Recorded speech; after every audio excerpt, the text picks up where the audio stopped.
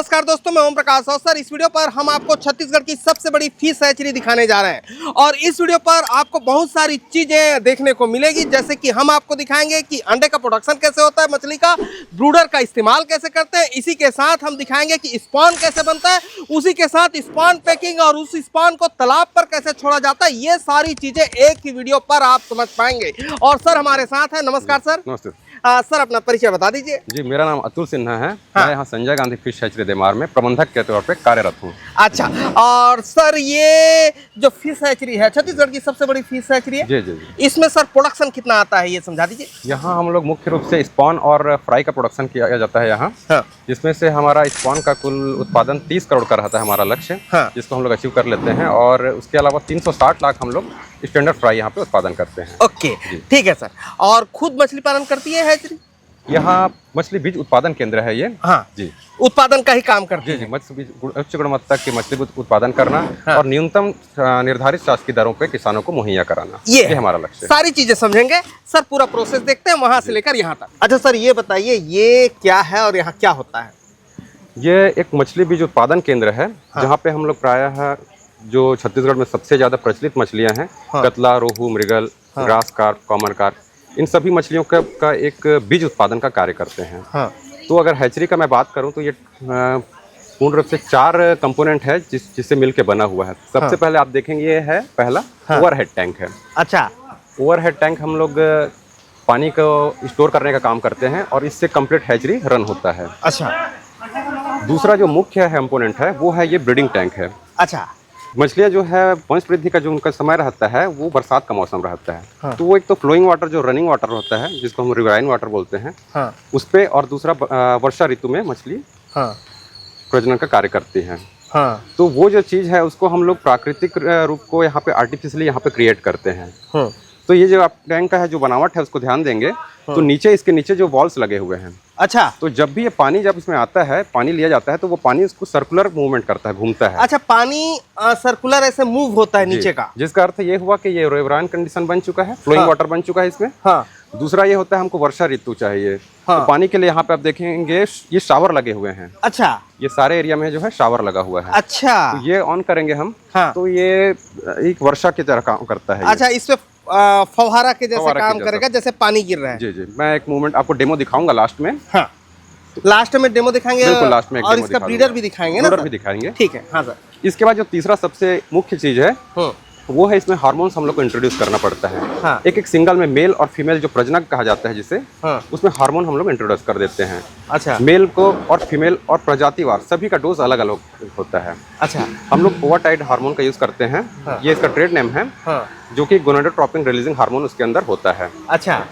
तो जैसे हार्मोन उसको लगाने के बाद, हार्मोन को लगाने के बाद तकरीबन 6 घंटे के बाद मछलियाँ जो है इस पे मैटिंग का काम करती है। अच्छा। और वो सारे उसके बाद हमको जो है फर्टिलाइज्ड एग्स वहाँ से मिल जाती हैं। अच्छा। निषेचित अंडे। अच्छा। अब निषेचित अंडे जो मिलते हैं उसे हम, इसके बाद जो तीसरा हमारा कंपोनेंट है वो है इंक्यूबेशन टैंक। अच्छा, यहाँ पे ब्रूडर है ना, मेल फीमेल है। Male female ब्रूडर। उससे जो अंडे निकले जी, मिले, वो अंडे कितने घंटे में मिल जाते हैं? वो हमको 6 घंटे बाद मीटिंग होगा और उसके 2 घंटे के बाद हमको एग मिलना शुरू हो जाएंगे। एग मिलना। अब वो सारे एग्स जो हैं वो सारे के सारे हम लोग कलेक्ट कर लेंगे इंक्यूबेशन टैंक में। यहाँ आ गया। जी, ये एक वाल्व के माध्यम से होता है हमको। अच्छा, वाल्व के माध्यम से। ये है क्या सर? जी जी, हमको अंडे को अलग से कलेक्ट करने की जरूरत नहीं पड़ता है। हाँ। ब्रूडर्स ब्रीडिंग टैंक में ही रह जाएंगे। हाँ। और जो एग्स हैं, फर्टिलाइज्ड एग्स हैं, वो हाँ। सारे के सारे फर्टिलाइज्ड एग्स हैं यहाँ कलेक्ट हो जाएंगे। यहाँ कलेक्ट हो गए। ओके। और इसमें अभी अंडे दिख रहे हैं क्या सर? अभी ये जितने आपको दिखाई दे रहे हैं वो सारे फर्टिलाइज्ड एग्स हैं। अच्छा, ये फर्टिलाइज एग्स है सर। जैसे अभी इसको समझना चाहें हम तो ये किस डाया पे बना है और किस प्रोसेस के तहत पानी इसमें घूम रहा है राउंड राउंड, ये जरा समझना चाह रहा हूँ। इसका भी अगर देखा जाए तो यही होता है इसमें। हाँ। कि मछलियों को इसको एक्चुअली जो ये फ्लोटिंग कंडीशन में ही रहना चाहिए। अच्छा। जो एग्स है फ्लोटिंग कंडीशन में रहना चाहिए। हाँ। इसलिए इसका भी जो बनावट है इसमें भी पानी सर्कुलेट ही होते रहता है। अच्छा। तो मछली के जो एग्स हैं वो फ्लोट करते रहते हैं, वो बैठेंगे नहीं। अगर वो रुक गए तो एग्स के खराब होने का संभावना रहता है। अच्छा। तो ये कंप्लीट 3 दिन का प्रोसेस है। पूरा 3 डेज तक ये कंप्लीट ऐसा ही सर्कुलेट होता रहेगा वाटर, और जिसमें मछलियों के जो एग्स हैं वो फ्लोट होते रहेंगे। 3 डेज तक होते 3 रहेगा। डेज के होते रहेंगे। कुछ समय के बाद इसमें ट्विचिंग मूवमेंट शुरू हो जाएगा। हाँ। ट्विचिंग मूवमेंट के बाद एक जो स्पॉन है वो एग से बाहर आ जाएंगे, अच्छा। और उसके बाद जो चौथे दिन है जब ये स्पॉन कंप्लीट बन जाएगा तो चौथे दिन हमको स्पॉन के रूप में वहाँ पे स्पॉन कलेक्शन टैंक वो प्रोसेस भी अभी देखेंगे। बिल्कुल, बिल्कुल। अच्छा सर, इसमें से मुझे कुछ अभी बताओ, डेमो उठा के दिखा हाँ बिल्कुल, मैं दिखा सकता हूँ आपको। देवा, आज भाई देवा। अच्छा ये तरीका है, ये देखो। अच्छा साबूदाने के जैसा। बिल्कुल बिल्कुल। हाँ ठीक है। ये मछली का अंडा कम पानी डालो ना, बस बस अब की डाल दे रहा भाई। ये देखो। हाँ थोड़ा सा लाइट में आ जाएंगे। हाँ लाइट में आ जाते हैं सर जी। हाँ ये देखेंगे, ये सारे के सारे फर्टिलाइज्ड एग से हैं। हाँ। और हल्का जो व्हाइटिस दिख रहा है वो अनफर्टिलाइज्ड एग है। अच्छा जी।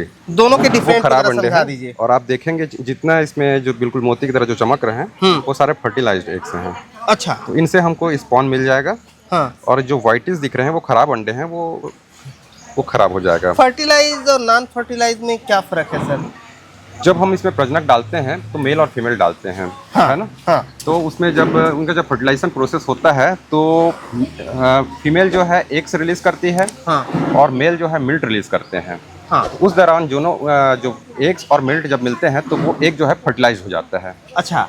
और वो एग फर्टिलाइज होने का मतलब इसमें से हमको स्पॉन हमको मिल सकता है। मतलब इसी से स्पॉन आएगा। इसी से spawn मतलब generate होगा। बच्चा फर्टिलाइज से बनेगा, नॉन फर्टिलाइज से नहीं बनेगा, सीधा मतलब ऐसा है क्या? सही बोल रहे हैं आप। ठीक है तो सर। जो अनफर्टिलाइज है वो खराब हो जाएगा। हाँ। वो खराब ही हो जाएगा, और जो फर्टिलाइज है उससे हम स्पॉन कलेक्ट कर लेंगे। आज वो जो एग्स फर्टिलाइज्ड एग्स हमको मिल गए हैं इंक्यूबेशन टैंक में। हाँ। इस फर्टिलाइज्ड एग्स को हम जो इंक्यूबेशन टैंक के कैपेसिटी के अनुसार उसमें शिफ्ट कर रहे हैं, अच्छा। ताकि चौथे दिन हम लोग को स्पॉन के रूप में ये मिल जाएगा। अच्छा इतना लार्ज क्वांटिटी में निकलता है पूरा अंडा। जी जी बिल्कुल। ये देखिए गजब दिख रहा है, दिख भी गजब रहा है।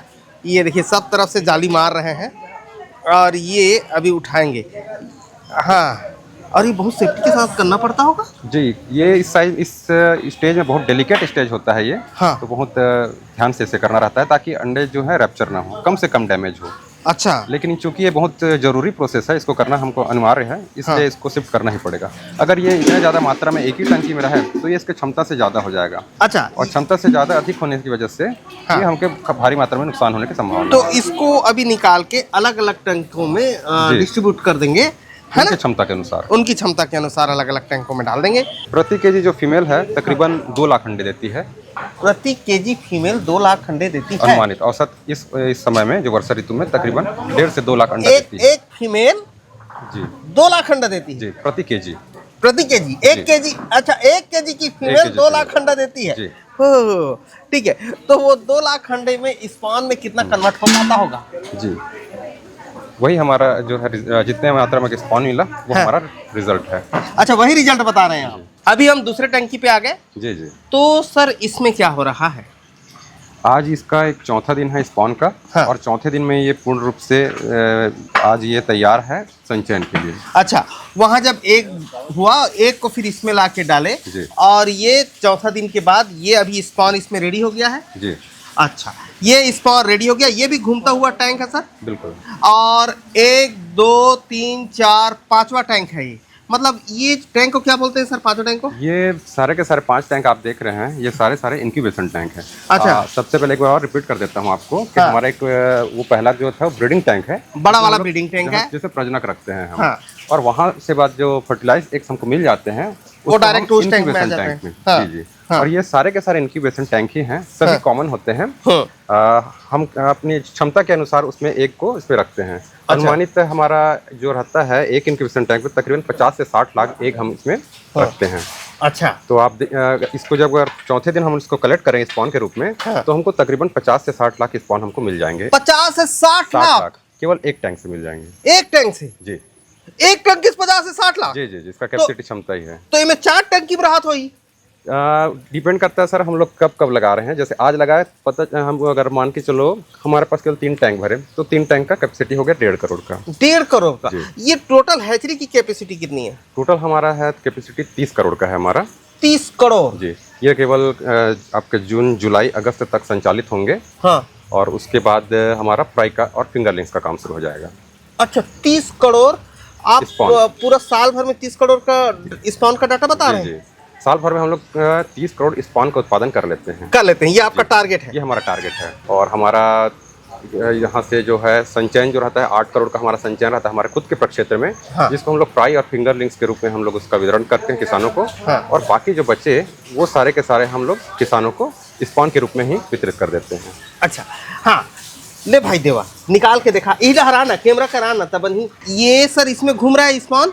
जी, अब इसमें स्पॉन घूम रहा है और ये देवा भाई साहब ये स्पॉन को अभी उठा रहे हैं। जरा हम दिखाएंगे आपको स्पॉन। ये भैया उठा दिए स्पॉन। अभी आप जो इसमें जो स्पॉन रखे हुए हैं इसमें 3 प्रकार की मछलियां हैं, कतला, रोहू और मृगल। हाँ। इसको हम लोग मिक्स के रूप में जानते हैं। तो कोई किसान अगर बोले कि हमको मिक्स का स्पॉन चाहिए तो हम उनको ये वाला स्पॉन देंगे उनको। अच्छा। इसमें तीनों प्रजातियां एक साथ हैं। अच्छा, आईएमसी की मछलियों जी का। जी, आईएमसी की मछलियों का। अगर कोई बोले मोला रोहू चाहिए तो किसे तो करूँ? उनके लिए हम लोग केवल प्योर रोहू कप के प्रजनक को हाँ। ब्रीडिंग में के तहत लगाएंगे और केवल प्योर रोहू हमको स्पॉन मिल जाएगा। अच्छा। और जिसको प्योर कतला चाहिए उसके लिए प्योर कतला का ही हम लोग सेट लगाएंगे। अच्छा। जिसमें हम लोग को प्योर कतला का ही स्पॉन मिलेगा। अच्छा। तो ये निर्धारित होता है कि जिस चीज़ का हम लोग ब्रूडर कलेक्ट कर रहे हैं वही चीज़ हम लोग को स्पॉन के रूप में मिलता है। अच्छा, बेस्ट स्पॉन को जनरेट करते वक्त क्या क्या सावधानियां बरतनी चाहिए? जी, स्पॉन मत्स्य बीज का उठाव जो है किसान तभी आते हैं यहाँ खरीदना हाँ। जब उनको एक अच्छा रिजल्ट मिलता है। अच्छा। अच्छा रिजल्ट कहने का मतलब ये हुआ कि अगर मछली बीज बहुत जल्दी उनके तैयार हो जाते हैं, उनका साइज बहुत जल्दी आ जाता है। हाँ। तो वो सब डिपेंड करता है कि आप ब्रूडर्स का चयन कैसे करते हैं। हाँ। ब्रूडर्स मतलब जो हमारे प्रजनक हैं, हाँ। मेल और फीमेल का उसका चयन कैसे करते हैं। वो 2 साल से ऊपर के वर्ष के उनका आयु होना चाहिए और साथ ही साथ 2 केजी के से ऊपर होना चाहिए उनका जो वेट है। अच्छा। तो अगर कई जगह पे आप देखेंगे तो छोटे साइज की मछलियों का उपयोग करते हैं, जैसे 1 केजी से नीचे का मछली का उपयोग प्रजनन के लिए नहीं करना चाहिए। अच्छा। सीधी सी बात है, उनका जो असर पड़ेगा वो जो स्पॉन है बच्चों पे असर पड़ेगा, उसका ग्रोथ कम रहेगा, उनका ग्रोथ बहुत स्लो हो जाएगा। लेकिन अगर आपका प्रजनक हेल्दी है हाँ। और साइज अच्छा है, उसका बड़ा है, 2 केजी से ऊपर का है, तो डेफिनेटली उसका जो ग्रोथ रहेगा उनका जो बच्चे का वो फास्ट रहेगा। अच्छा। और कम समय में जो है किसान उनको अधिक से अधिक आय उनको मिलने का संभावना रहेगा। तो वो आगे चल के देख सकते हैं सर हम तो? हाँ बिल्कुल देख सकते हैं। और मैं एक चीज़ इसमें स्पॉन में और बता देता हूँ आपको। हाँ। ये जो स्पॉन रहता है, हाँ। इसका अगर साइकिल देखें हम लोग सर, तो ये पहले आपको मैं फर्स्ट बताया, फर्स्ट डे में एक के रूप में रहता है और उसके बाद वो हैच आउट होके क्या बन जाता है, स्पॉन के रूप में ले लेता है। तो ये जो 3 दिन तक आप बोलेंगे केवल टैंक में है और इसमें न्यूट्रिशन कहाँ से मिलेगा इसको करके, है ना। हाँ। तो एक्चुअली इसको न्यूट्रिशन जो इसमें योग सैक रहता है, बारीकी से देखेंगे। खैर आज ये इसका 4th डे है तो इसका योग सैक एब्जॉर्ब हो गया। अच्छा। तो ये 3 दिन तक इसमें जब टैंक में घूमते हैं तो योग सैक से इनको न्यूट्रिशन मिलते रहता है। अच्छा। आज इसका 4था दिन है तो ये nutrition completely yolk sac absorb हो चुका है इसका। अच्छा। अब इसको प्राकृतिक आहार की आवश्यकता है। अच्छा। तो प्राकृतिक आहार के लिए हम इसके लिए तकरीबन 10 दिन पहले से हम तालाब को तैयार करके रख लिए हैं। हाँ। जिसमें हम इसको संचयन कर देंगे। अच्छा। अब वो प्राकृतिक आहार वो तालाबों से सीधे अपने माध्यम से लेगा। ये टंकी में अभी पानी भरने का प्रोसेस दिखाई दे रहा है सर? हाँ बिल्कुल बिल्कुल। अच्छा, इसमें क्या हो रहा है सर? आप देखेंगे अब सभी वाल्व का जो डायरेक्शन है एक यूनिफॉर्म तरीके से है। हाँ। तो ये जो पानी तो इसमें साथ साथ आ रहा है और साथ ही साथ इसको सर्कुलेट भी कर रहा है पानी। अच्छा, घूमता इसीलिए है इसी ना? वजह से पानी ये घूमता है। पानी घूमने का वजह यही है, अब समझ आया। ये टेढ़ा है जी। और पानी एक दिशा पे घूम रहा है। जी बिल्कुल बिल्कुल। अच्छा, कोई हैचरी अगर बनाता है तो इसका डायरेक्शन क्लॉकवाइज रहता है कि एंटी क्लॉकवाइज रहता है? ये आप किसी भी डायरेक्शन में कर सकते हैं, चाहे क्लॉक हो चाहे एंटी क्लॉक। हाँ। बस यूनि डायरेक्शन होना चाहिए, सभी का जो है माउथ एक ही साइड में होना एक ही साइड घूमना चाहिए। बिल्कुल, बिल्कुल। ठीक है, ये पानी घूमता क्यों है इससे समझ रहे हैं। क्लॉकवाइज बेस्ट है। ठीक है। और ये जो सेंटर में है जी। वो डिस्चार्ज पॉइंट है। डिस्चार्ज पॉइंट है। ये पूरा फुल भर जाएगा तो वहां डिस्चार्ज होने लगेगा। जी। इसको हम लोग आउटर चैम्बर बोल देते हैं। हाँ। वो इनर चैम्बर हो गया। इनर चेम्बर है। तो आउटर चैम्बर में पानी फ्लो करता है और इसके अंदर स्पॉन रहती है। हाँ। और जो ओवरफ्लो वाटर है वो इनर चैम्बर के माध्यम से बाहर हो जाती है। और ये जो बीच में जाली लगी है वो स्पान को अंदर जाने नहीं देता, बिल्कुल बाहर एक निकलता बैरियर का काम करती है ये। बैरियर का काम जी, करती है। इसका पीएच वैल्यू, ऑक्सीजन, ये सब कितना?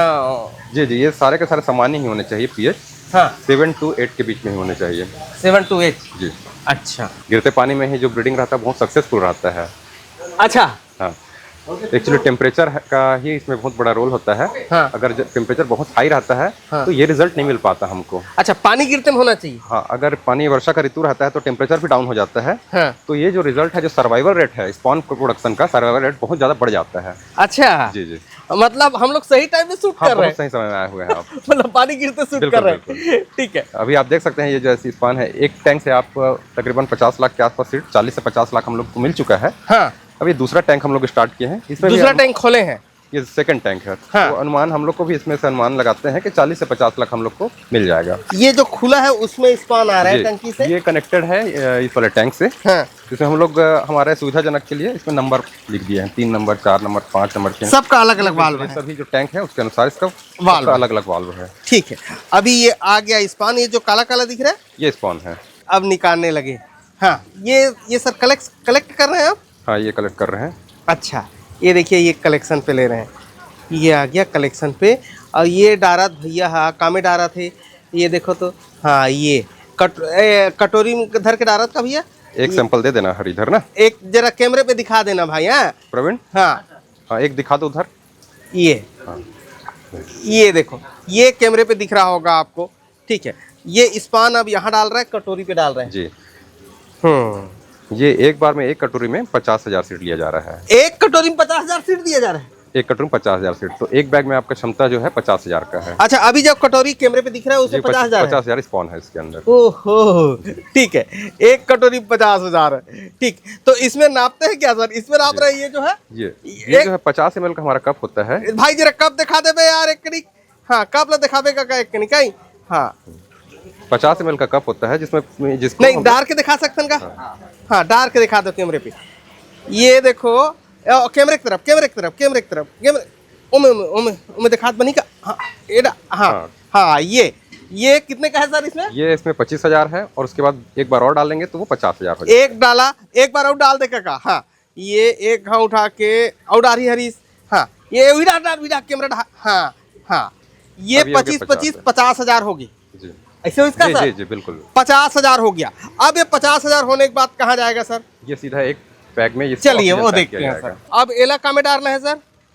ये एक थैला में जिसमें पानी। ये देखो, इसमें डाल सकते हैं, सीधा पकड़ के डाल सकते हो। बिल्कुल, ये देखो, ये इसमें बड़ा प्यार से डाल दिया हमने।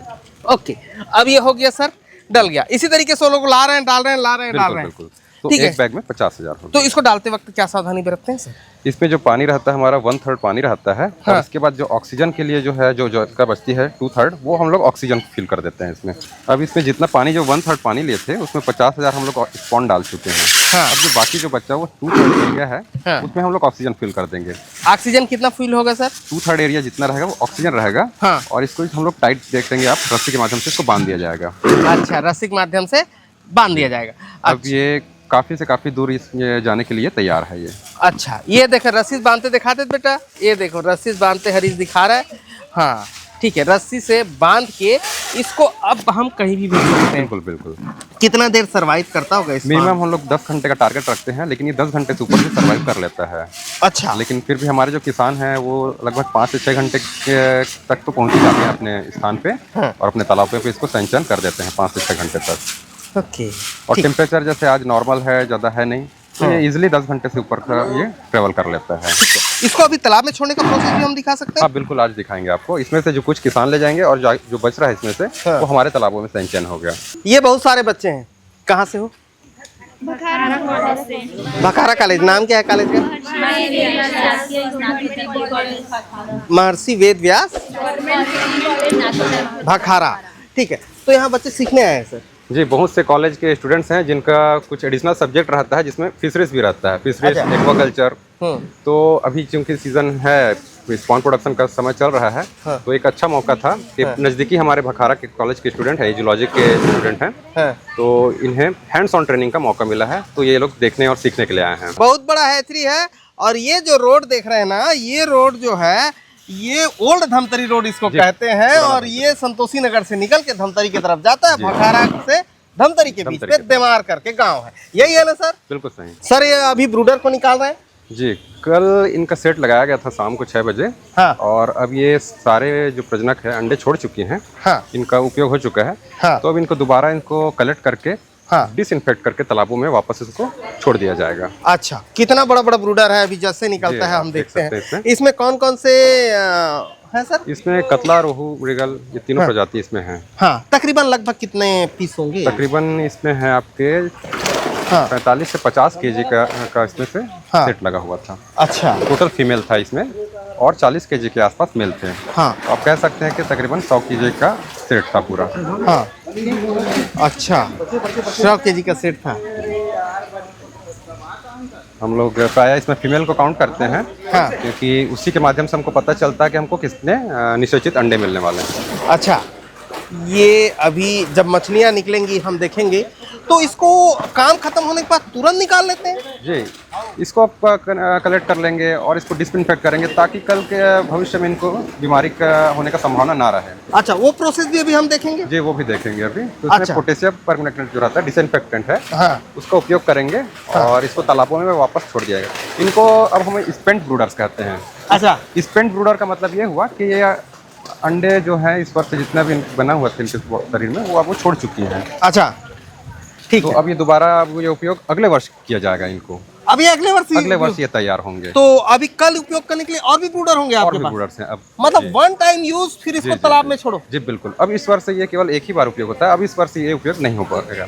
ठीक। अब ये अगले वर्ष के लिए इनको वापस रख दिया जाए। तो सर, ये जो ब्रूडिंग का प्रोसेस है ये कितने से कितने दिन के बीच चालू होता है? ये हम लोग शाम 6 बजे, तकरीबन 4 बजे के आसपास हम लोग कलेक्ट कर लिए थे कल शाम को ब्रूडर्स को। और 6 बजे आसपास हम लोगों ने इनको इंजेक्ट कर दिया।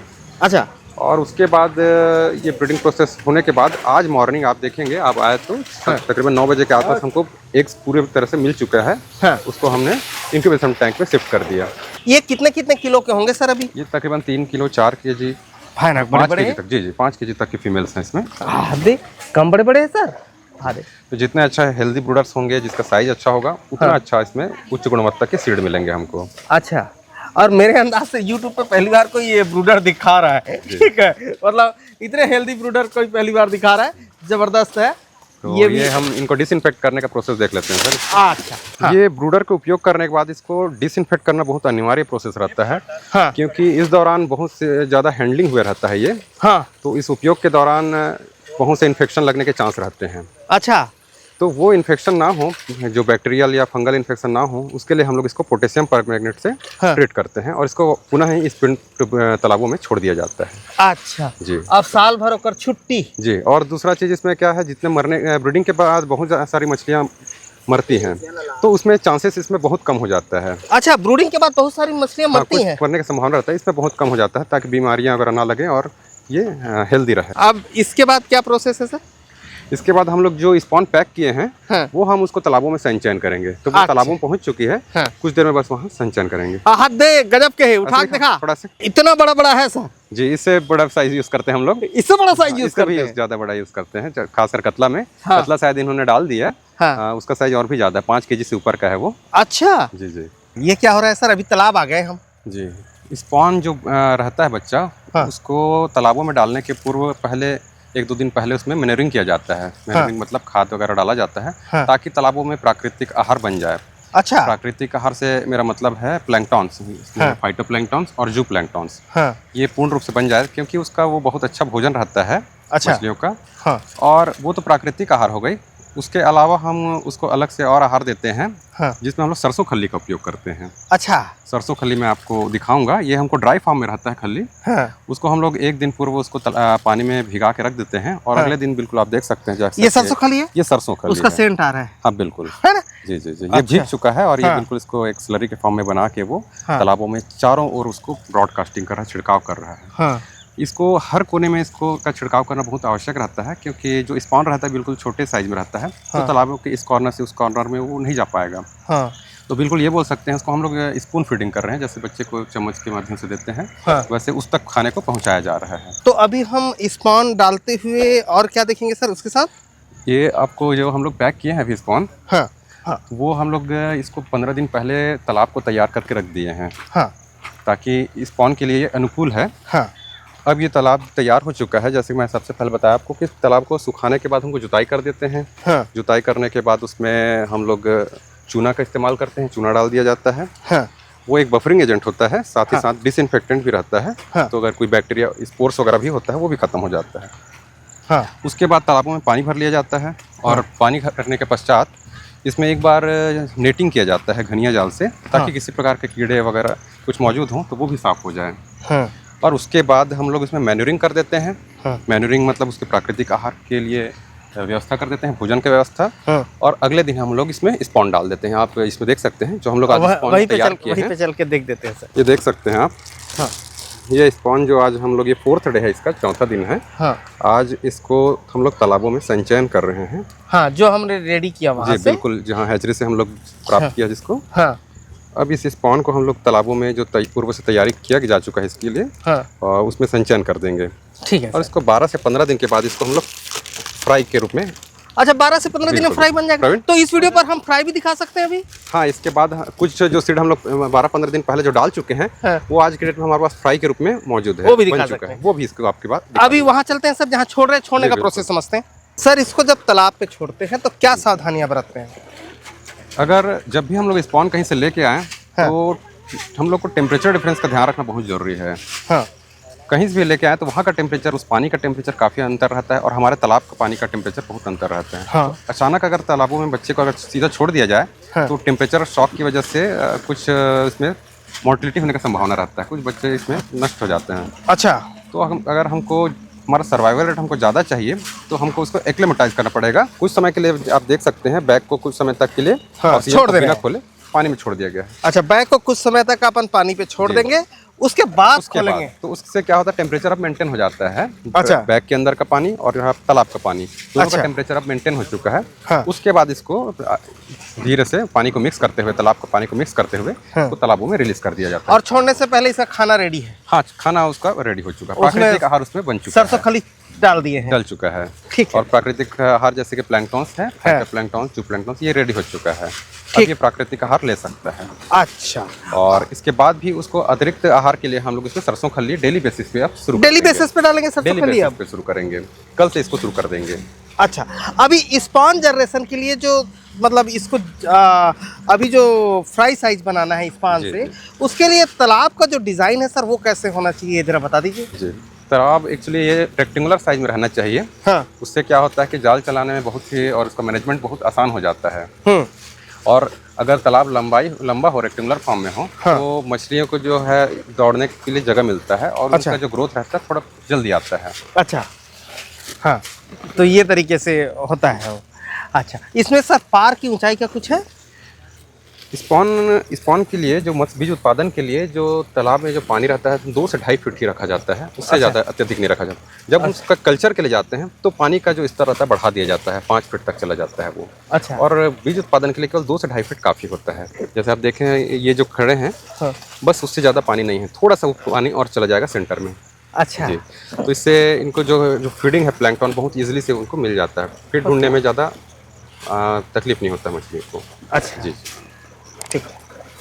अभी सर चले वो फ्राई देख लेते हैं। फ्राई देख लेते हैं। ये 12 से 15 दिन पहले हम लोग ये स्पॉन डाला हुआ था। हाँ। वो आज ये फ्राई के स्टेज में आ चुका है। अच्छा जी, और ये है प्योर रोहू का फ्राई है। अच्छा जी, तकरीबन इसको 15 दिन हो चुका है। 15 दिन हो चुका है, ठीक है। तो सर टोटल तालाब कितना है इस हैचरी में? हमारे पास कुल इसमें 32 तालाब है। हाँ। और एरिया की बात वाटर करें, एरिया, टोटल एरिया जो है प्रक्षेत्र का, हाँ। वो 103 एकड़ में फैला हुआ है। हाँ। जिसमें से 64 एकड़ में केवल पानी है। अच्छा। और इसके अलावा 2 हमारे पास हैचरी है। हाँ। 2 हैचरी बिल्डिंग है जहां हम लोग स्पॉन प्रोडक्शन का, मत्स्य बीज उत्पादन का कार्य करते हैं। अच्छा। और बाकी अन्य जितने तालाब हैं उसमें स्टैंडर्ड फ्राई बनाया जाता है और फ्राई से फिंगरलिंग बनाया जाता है। अच्छा, इसमें फिंगरलिंग भी हम देख पाएंगे, फ्राई भी देख पाएंगे? फ्राई तो ये पहला फ्राई दिखा देते हैं आपको, और इसके बाद फिंगरलिंग्स भी है। हाँ। ग्रास कार्प का फिंगरलिंग है हमारे पास, वो दिखा देंगे आपको। ठीक है, अभी पहले ये देखते हैं। ठीक है, रोहू का फ्राई है का? का नाम तोर? कमलेश। कमलेश नाम है भैया के। रोहू के फ्राई है, ये दिखा रहे हैं निकाल के। अच्छा, तो रोहू का भी फ्राई मिल जाएगा, ऐसे ही कतला जी। का भी मिल जाएगा? जी, किसानों का डिमांड रहता है कि प्योर फॉर्म में भी चाहिए रहता है उनको सीड, तो हाँ। ये प्योर रोहू का है। इसके अलावा प्योर कतला का होता है। हाँ। और एक जो वैरायटी है एक मिक्स का रहता है जिसमें मिला जुला सभी तीनों प्रकार की मछलियाँ रहती है उसमें। हाँ। कतला, रोहू और मृगल। ठीक है सर, ये 15 दिन का काम है, मतलब जी, हम जी। पूरा इस वीडियो पे 0 से लेके 15 दिन में हाँ पहुंच जी, गए। ये सारे जो स्पॉन से लेके फ्राई, फ्राई से लेके फिंगरलिंग। अब चलते हैं फिंगर पे। जी, बिल्कुल। फिंगर पे ही हम बात करेंगे रेट के बारे में। जी। अब इसमें क्या निकलने वाले हैं सर? आप जैसे इससे पहले आप फ्राई देखे, हाँ फ्राई के बाद उसको हम लोग एक अलग तालाब में रख देते हैं, रेयरिंग तालाब में, हाँ। जिसमें फ्राई के बाद 30 से 45 दिन में ये फिंगरलिंग्स बन जाता है। अच्छा तो ये जो आप देख रहे हैं ये ग्रास कार्प का फिंगरलिंग्स है।